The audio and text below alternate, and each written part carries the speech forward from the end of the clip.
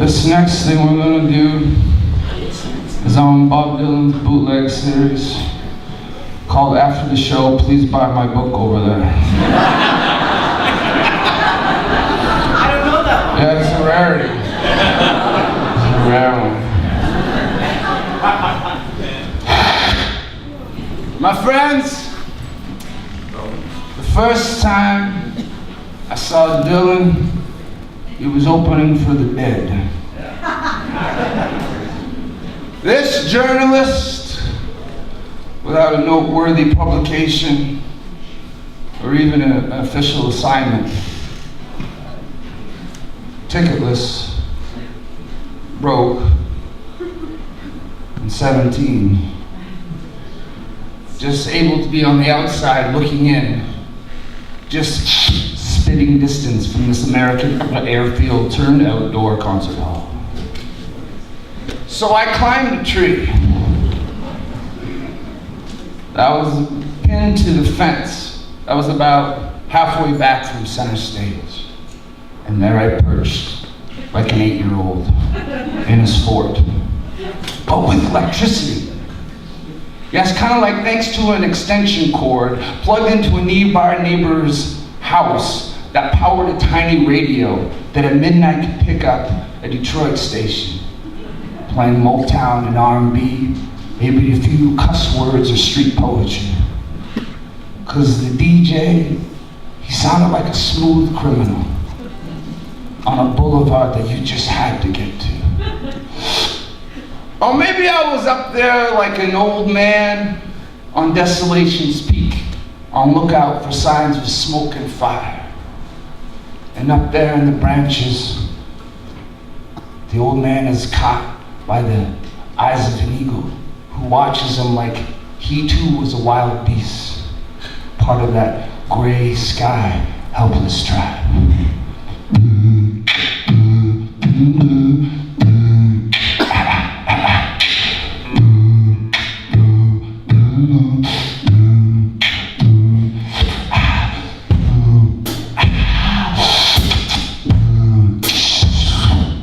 Now that was the first time I saw Dylan.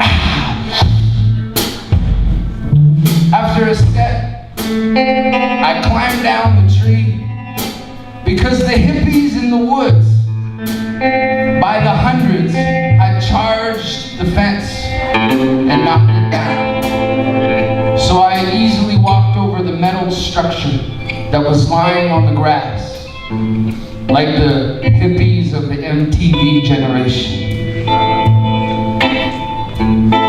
Or even those that were left over from Hunter S. Thompson's famous San Francisco flood.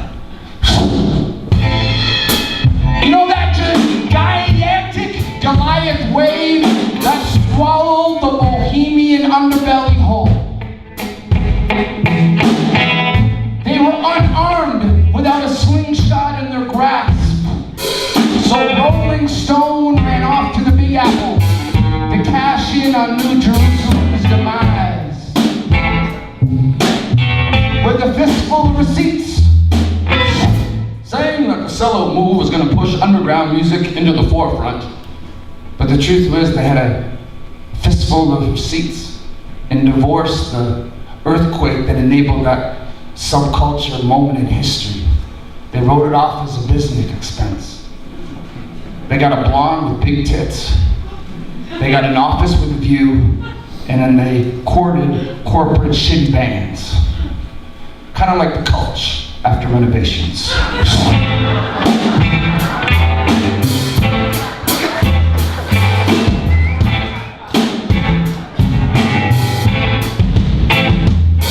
But so it goes. I mean, World War II killed the flapper dress and Mae West understudy, doing the Charleston, 2 men on each arm. These fearless commanders, leaving underwear on streetlight poles, double fisting life. And my friends, now we're left with 6 6 decades of Marilyn Monroe understudies that want the same fate. They mistook that dumb as doorknob gaze as rock and roll instead of the comedic stick she was meaning it to be. Now we're left aiming wine glass, smashed, bottleneck, self-destruction blues. Once again, unarmed for such a wild ride. Hey, come on, hey!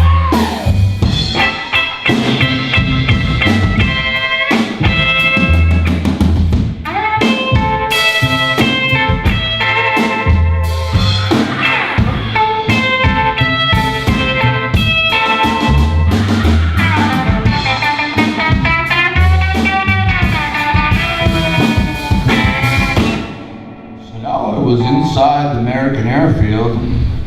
I wasn't looking for the kids that I came with daddy's car, tickets, pockets full of money, and a little bit of weed. But I found them anyway.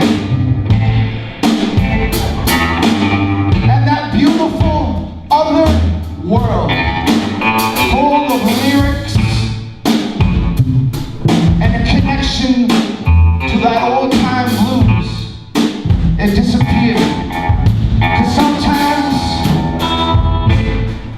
you gotta be alone.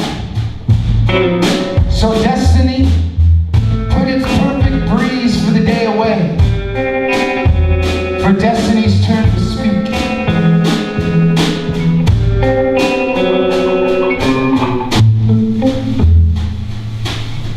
It appeared in that magic curtain once more, late in the evening, in a small tornado cloud of dust. As I walked through the apocalyptic temple, the LSD outskirts of society sleepover, self-proclaimed food, bead, and drug sellers, and those cardboard pencil shrines to Janis, Chipping, Cobain, and Hendrix. I weaved through it all invisible. At 17, I was like a black and white Scrooge with a ghost of what's to come. Now, many years later, 6 months back to be exact, I discovered Jerry Garcia singing bluegrass. I was on a 401 interstate date. The driver was a beautiful woman who used to be a professional dancer. Now, she doesn't travel the world. She's a mother of 2.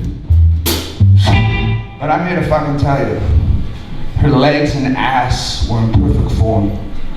And I say this with fucking authority.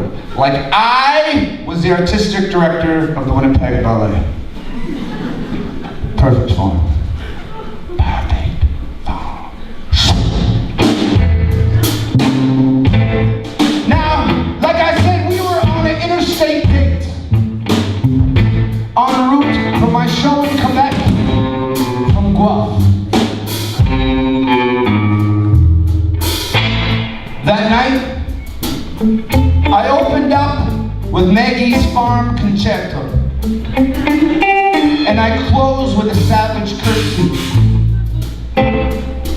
The middle was just electricity and smoke signals. I finally made it to that boulevard, and I felt the eyes of an eagle on my back, like the eyes of a hawk from outside the window in a tree of the Black Sheep Inn. Its nest made of discarded dreadlocks and Dylan's tambourine. That night in the hotel, the door was ajar, and that half-howl Ginsberg moon through the tarantula branches of the sidewalk trees. My friends, Ginsberg called him a blues man. times. Always for free.